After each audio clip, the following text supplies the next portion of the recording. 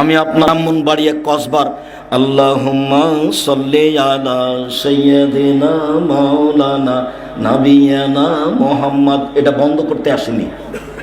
আমি আপনাকে বলতে এসেছি এটা যদি নবীর না হয় তাহলে আপনার কি হবে, এইটুকু আপনাকে বলতে এসেছি। আপনি মানলেন কি আর না মানলেই কি? মানুষই তো জাহান্নামে যাবে না, গরু ছাগল যাবে? মানুষই তো জান্নাতে যাবে না, গরু ছাগল যাবে? গরু ছাগল যাবে না, মানুষই যাবে। মানুষের জন্য জাহান্নাম রেডি, মানুষের জন্য জান্নাত রেডি। তা আপনি ইবাদত করে জাহান্নামে যেতে চাচ্ছেন, যান। মুহাম্মদ সাল্লাল্লাহু আলাইহি ওয়াসাল্লামকে অপমান করলে জাহান্নাম তো হবে, জান্নাত তো হবে না।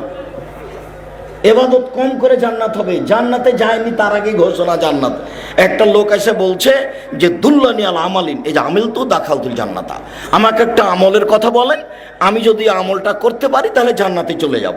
তখন আল্লাহ রাসূল বলছেন যে 5 ওয়াক্ত সালাত আদায় করো, ফরজ সিয়াম আদায় করো, যাকাত দাও, হজ করো, এরকম কয়েকটা কথা বলতে লোকটা এবার চলে যাচ্ছে আর বলছে ওয়াল্লাহি আল্লাহর কসম লা জাদালা হাজা ওয়ালা আন কসমিন, আল্লাহর কসম আমি এর কমও করব না এর বেশিও করব না, আল্লাহর কসম এর কমও করব না এর বেশিও করব না। জানেন কি, ও জোহরের 6 রাকাত সুন্নাত পড়বে না, ও ফজরের 2 রাকাত সুন্নাত পড়বে না, বলছে আল্লাহর কসম আমি এর কমও করব না এর বেশিও করব না, তাহাজ্জুদও পড়বে না। তখন আল্লাহ রাসূল বলছেন মান সাররা ইয়ানজুরা ইলাল জান্নাহ ফালিয়ানজুর ইলা হাজা, শোনো শোনো শোনো শোনো, কেউ যদি জান্নাতি দেখতে চাও এই দেখো এই লোকটা জান্নাতি, এই দেখো এই লোকটা জান্নাতি। হাদিস বুখারী মুসলিম। রাসূল সাল্লাল্লাহু আলাইহি সাল্লামের সুন্নাতকে মেনে চললে ফলাফল সহজ, রাসূল সাল্লাল্লাহু আলাইহি সাল্লামের সুন্নাতকে মেনে না চললে ফলাফল ভয়াবহ। পৃথিবীর মানুষ, আমার একটি কথা জানা থাকলে অন্যকে বলো। 2, বনী ইসরায়েলের কাহিনী বলো। 3, কেউ যদি কোনো কথা আমার নামে বলে, সেই কথা যদি আমার না হয় তাহলে তার থাকার জায়গা জাহান্নাম। এখন মুকশিদুল মুমিনিনের বইয়ের প্রথম দিকে আছে, কে যদি 1 ওয়াক্ত নামাজ কাজা করে তাহলে 80 হোক বা জাহান্নামে থাকতে হবে। এইবার ওই যদি এখন রাসূলের কথা না হয় তাহলে ধর্ম তো সহজ নয়, আপনি যেভাবে মনে করেছেন সেভাবে নয়। ধর্ম একজন মানুষের নামে চলে, একজন মানুষের কথাতে চলে, যার নাম মুহাম্মদ সাল্লাল্লাহু আলাইহি সাল্লাম। পৃথিবীর কোনো মানুষ দিয়ে চলে না ধর্ম। আব্দুর রাজ্জাক সাহেব মধ্যের বাক্যটা যে বললেন বনী ইসরায়েলের কাহিনী, ওখান থেকে আমাদের একটু বলেন তো বনী ইসরায়েলের কাহিনী বলতে কি, একটু দেখেন তাহলে বনী ইসরায়েলের কাহিনী বলতে কি। যেমন হাজার হাজার বছর পূর্বের কোনো কাহিনী যেটা আমাদের উপকারে আসবে তার নাম বনী ইসরায়েলের কাহিনী। অবশ্যই তা সত্য হতে হবে, মিথ্যে যদি হয় তাহলে আবার হুজুর জাহান্নামে গেছে। তো সত্য কাহিনী কি?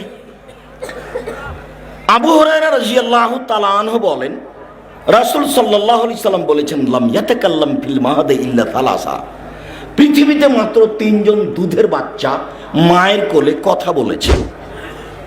দুধ খেতে খেতে শিশু বাচ্চা মায়ের কোলে কথা বলেছে। 1 ঈসা, 1 নম্বর হলো ঈসা আলাইহিস সালাম। দুধের বাচ্চা মানুষ সমাজে নিয়ে এসেছে মারিয়াম। জনগণ দেখে বলছে ছি ছি ছি ছি ছি ছি, এর বাপ কত ভালো মানুষ, এর মা কত ভালো মানুষ, এর জেনার সন্তান নিয়ে এসেছে। কার সাথে ধরা পড়ে জেনার সে সন্তান নিয়ে এসেছে, অবৈধ সন্তান নিয়ে এসেছে। ছি ছি ছি ছি, এর বাপ কত ভালো মানুষ, এর মা কত ভালো মানুষ। উনি নিজেও বলছিলেন যে আমি সন্তান জাতিকে কি দিয়ে বুঝাবো, কুনতু নাসিয়া মানসিয়া, আমি যদি মিটে যেতাম সমাজ থেকে, কেউ জানতো না যে পৃথিবীতে মারিয়াম আছে, আমি যদি এরকম হয়ে যেতাম তাহলে কত ভালো হতো। আমি জাতিকে কি দিয়ে বুঝাবো যে এটা আমার সন্তান, আমার যে স্বামী নাই। যখন জিবরাইল বললেন যে আপনার একটা সন্তানের খবর দিতে এসেছি, তখন মারিয়াম বললেন আন্নালি গোলাম, আমার সন্তান কি করে হতে পারে, লাম ইয়ামসাসনি বাশারুন আলামাকু বাগিয়া, আমার বিবাহ হয়নি, আমি ব্যভিচারিণীও নই, আমার সন্তান কি করে হতে পারে, আমার বিবাহ হয়নি, আমি ব্যভিচারিণীও নই, আমার সন্তান কি করে হতে পারে। তখন আগন্তুক জিবরাইল বলছেন একুল রব্বুকা আলাই হাইয়্যিন, আরে তোমার প্রতিপালক বলছে যে এটা আমার কাছে একেবারেই সহজ। তো বাপ মা ছাড়াই আদমকে তৈরি করেছি, আর ঈসাকে করেছি বাপ ছাড়া মাকে দিয়ে। এটা আমার কাছে কোনো ব্যাপার নয়, আমি বললেই হয়ে যায়, কোন ফায়াকুন হয়ে যায়। এটা আপনার প্রতিপালক বলছে। তো সন্তান হয়ে গেল, এখন জাতিকে বুঝাবে কি দিয়ে? বুঝাতে পারে না। এখন সব জাতিকে ইশারা করছে এদিকে, বাচ্চাটাকে কথা বলে, তখন বাচ্চা বলছে ইন্না আব্দুল্লাহ আনা নবী, আমি হচ্ছে আল্লাহর বান্দা, আমি হচ্ছে নবী। দুধের বাচ্চা কথা বলছে। দুই, ওয়া কানা রাজুলুন ফি বানি ইসরাঈল ইউকালু লাহু জুরাইজ। আজ থেকে হাজার হাজার বছর পূর্বে একটা লোক ছিল, যার নাম ছিল জুরাইজ। ইসল্লি ফি সাওমাতিহি, সে তার গির্জা ঘরে ইবাদত করছিল। ফাজাতহু উম্মুহু, তখন তার মা চলে আসলো। ফাদাতহু, তার মা তাকে ডাকলো, জুরাইজ জুরাইজ। তার মা তাকে ডাকলো, তখন সে মনে মনে বলতে লাগলো, উজিবা উসাল্লি, এখন আমি আমার মায়ের ডাকে সাড়া দিব না সলাত আদায় করব? আমি আমার মায়ের ডাকে সাড়া দিব না সলাত আদায় করব? এরকম একটু বলতে বলতে দেরি হয়ে গেছে। তখন তার মা বলছে, আল্লাহুম্মা লা তুমি তুরিয়া ওয়াজুহাল মুমেশা, আল্লাহ তুমি আমার এই ছেলের মরণ দিও না পতিতালয়ের মহিলার মুখ দেখা পর্যন্ত। আল্লাহ এই ছেলে যেন না মরে কোন একটা বদ মহিলার সাথে দুর্ঘটনা না হয়ে। মা বলে চলে গেলে। একটুতে মার মন খারাপ। যেতে না যেতেই ফাতার রাজুল্লাহ ইমরা, একজন মহিলা এসে তাকে বলছে যে আপনি আমার সাথে জেনা করেন। ফাআবা, তিনি তখন মুখটা ঘুরিয়ে বলছেন, ছি ছি ছি ছি ছি ছি, তুমি বলো কি? তুমি আমার সাথে জেনার কথা বলো মানে? ফাতাতি রাইয়া, তখন মহিলা এক রাখালের কাছে আসলো। ফামকানাতহু, মহিলা রাখালকে চেপে ধরলো, তার সাথে অন্যায় করলো। ফাওয়ালাদাত গোলামান, তার সাথে জেনাই করে একটা সন্তান জন্ম দিল। সন্তান যখন জন্ম নিল, তখন মহিলা বলল যে হুয়া মিন জোরাইজ, এই বাচ্চাটা হলো জোরাইজের। ফাতাহু, জনগণ গির্জা ঘরের পাশে আসলো। ফাক্কাসারুহ, তার গির্জা ঘরকে ভেঙে একবারে ধুলা ধুলা খান খান করে দিল। ওয়ানজালুহ, তারা তাকে গির্জা ঘর থেকে টেনে হেঁচড়ে রাস্তায় নামিয়ে দিল। অসভ্য, তারা তাকে অকথ্য ভাষায় গালি দিতে লাগলো, যার যা মনে লাগে। হ্যাঁ বেটা, তুমি গির্জা ঘরে ইবাদত করো আর জেনা করো, যার সন্তান হলো এইটা, সবাই স্বাভাবিকভাবে মন খারাপ করবে, যা হওয়ার তাই হলো। ফাকামা, জোরাইজ দাঁড়ালেন। ফাতাওয়াদ্দা, ওযু করলেন। ওয়াসাল্লা রাকাতাইন, 2 রাকাত সালাত আদায় করলেন। ফাআতাল গোলামা, এবার দুধের বাচ্চার কাছে আসলেন। দুধের বাচ্চার কাছে এসে বলছেন, মানাবুকা, ও দুধের বাচ্চা, বলো তো তোমার বাপকে? তখন দুধের বাচ্চা বলছে, আবিয়া রাই, আমার বাপ হচ্ছে রাখাল। কালু, জনগণ বলল, নাবনি সাওমাতাকা বিযাহাব, শোনেন জোরাইজ, আপনার গির্জাঘর আমরা স্বর্ণ দিয়ে বানিয়ে দেব। তখন জোরাইজ বললেন, লা ইল্লা দ্বীন, আমার গির্জাঘর স্বর্ণ দিয়ে বানাতে হবে না, মাটি দিয়ে বানাতে হবে, যাহাই ছিল তাহাই করিতে হইবে। হাদিস মুসলিম। এরলাম বানি ইসরায়েলের কাহিনী। এই ছেলে, একটু বাইরে দেখো তো, যারা একটু হইচই করছে তাদের একটু হইচই বন্ধ করো তো, যারা তোমরা দায়িত্ব পালন করছো।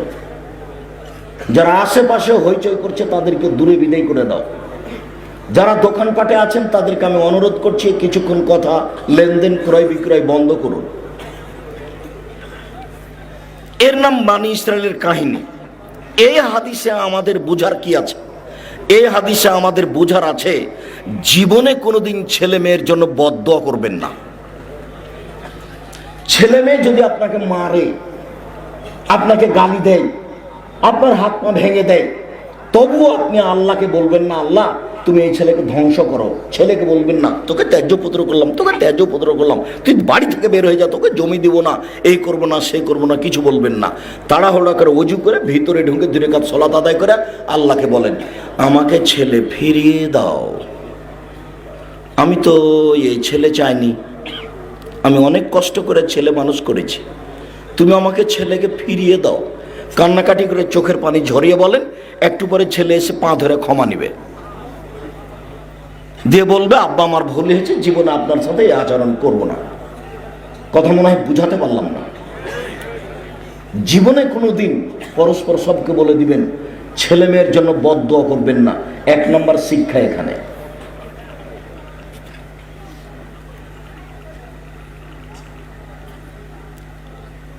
দুই নম্বর শিক্ষা হলো এই, বাপ মায়ের দোয়া কবুল হয়, বলার সাথে সাথে উপরে লেগে যাবে,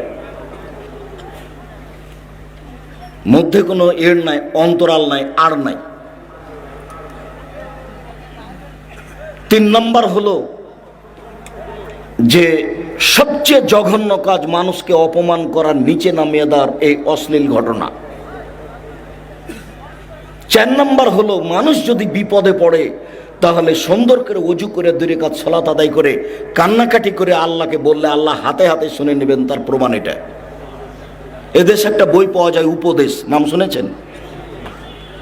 নাম শুনেননি? উপদেশ। ওই বইয়ে এই হাদিস আছে।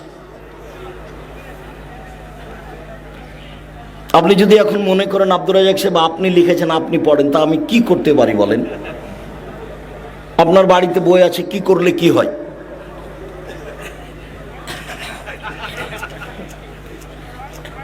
আপনার সাথে আমার আজকের জন্য তৃতীয় জরুরি কথা হলো এই, উপস্থিত দিনী মুসলিম বোন, আপনি একটু শোনেন, আপনাকে বলছি। এই মেয়ে, গল্প করছো নাকি তুমি? ফ্যাশন বোরকা পরে এসেছো কেন? শরম করো না তুমি একটু? তোমার বাপ তোমাকে দেখতে পায় না, তোমার পরনে ফ্যাশন বোরকা কেন? তোমার স্বামী তোমাকে দেখতে পায় না,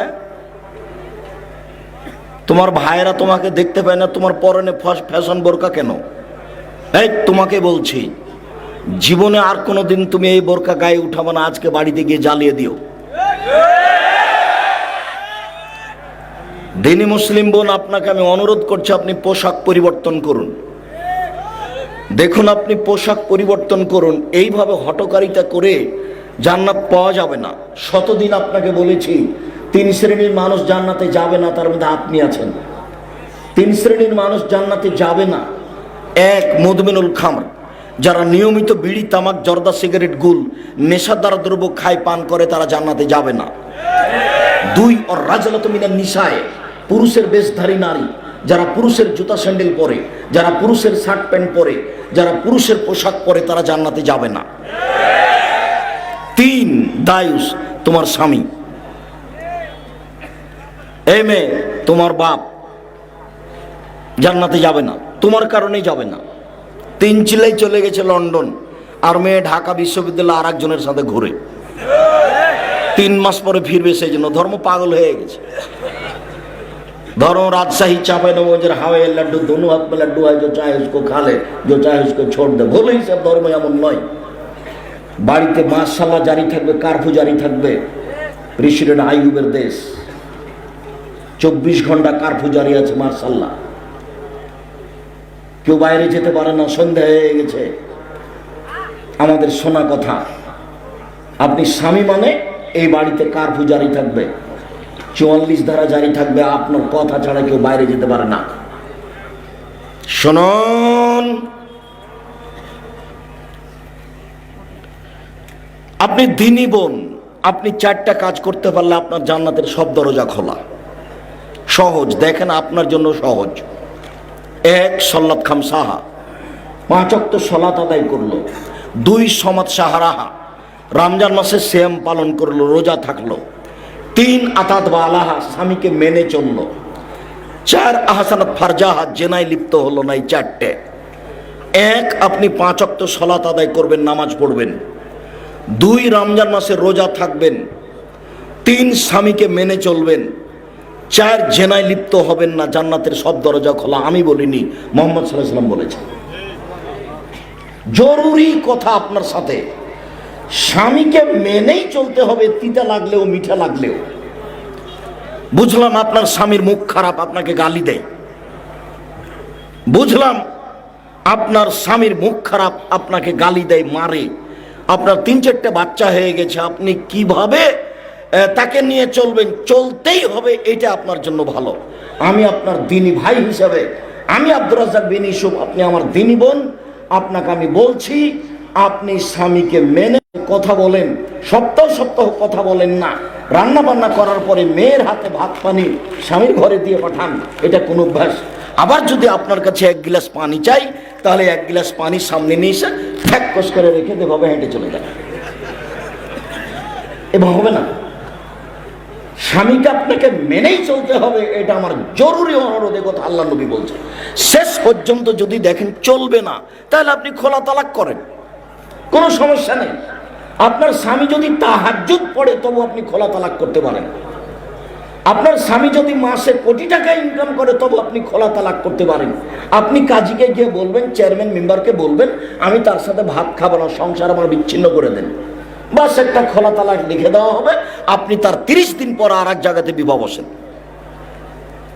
কিন্তু এইভাবে স্বামীর সাথে কথা না বলে, মাস মাস কথা বন্ধ করে এইভাবে সংসারে চলে না, এই সংসার চলবে না। আপনি স্বামীকে মেনে চলেন, তিতা লাগলেও মিঠা লাগলেও। 4, জেনা যদি হয়েই থাকে তাহলে তোবা করেন, অতীতে যা জেনার পাপ হয়েছে সব আল্লাহ আবার নেকিতে উল্টিয়ে দিবেন। এটা উনি পারেন, তিনি সর্বশক্তিমান।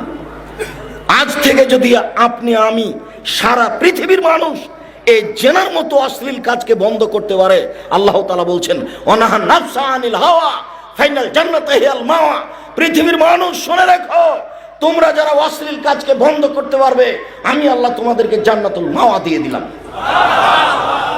পৃথিবীর মানুষ, আমি ঘোষণা দিয়ে দিলাম তোমাদের জন্য জান্নাতুল মাওয়া রেডি করেছি, যারা যারা অশ্লীল কাজ বন্ধ করেছো। মুসলিম বোন, আপনি যদি অশ্লীল কাজ বন্ধ করতে পারেন, আপনার জন্য জান্নাতুল মাওয়া রেডি আছে, সব জান্নাতের দরজা খোলা। আর একটা কথা আপনার সাথে শোনেন, এদিকে শোনেন, কথা বলছেন নাকি এখনো? এই মেঘ, দেখেন আপনি, আপনার জন্য জান্নাত কত সহজ। আল্লাহ নবী বলছেন, নবীগণ জান্নাতে যাবেন, শহীদেরা জান্নাতে যাবে, সত্যবাদীরা জান্নাতে যাবে, মহিলারাও জান্নাতে যাবে। তবে আপনি কিন্তু এই সিরিয়ালে আছেন, কিন্তু আপনার সাথে একটা বাক্য লাগা আছে, তবে। তবে যদি তারা স্বামীকে মেনে চলে, এইটা আল্লাহ রাসূল লাগিয়ে দিয়েছেন, আমাদের তো আর কিছু করার নেই। স্বামীকে মেনে চলতে পারে মহিলারা 3টা পদ্ধতিতে। 1, আল্লাহ রাসূল বলছেন স্বামীর সাথে কথা বললে হাসি মুখে বলে, এই অভ্যাস আপনাকে জরুরিভাবে করতে হবে। 2, স্বামী আদেশ করলে পালন করে। ভুলেও কোনো সময় বলবেন না, আপনার কাছে 1 গ্লাস পানি চেয়েছে, আপনি বলবেন না যে ওখানে তো গ্লাস আছে, পানি ঢেলে খান, এভাবে বলবেন না। আদেশ করলে পালন করে। 3, স্বামী যখন বাড়িতে থাকে না তখন নিজেকে গুটিয়ে রাখে, কারোর সাথে মোবাইলে গল্প করে না, দেবরের বাসায় চলে যায় না, চাচির বাড়ি চলে যায় না, কোথাও যায় না, নিজেকে গুটিয়ে রাখে। এই 3টা গুণ আছে যার, সেই হলো ভালো নারী। সেই সিরিয়ালে জান্নাতীদের মধ্যে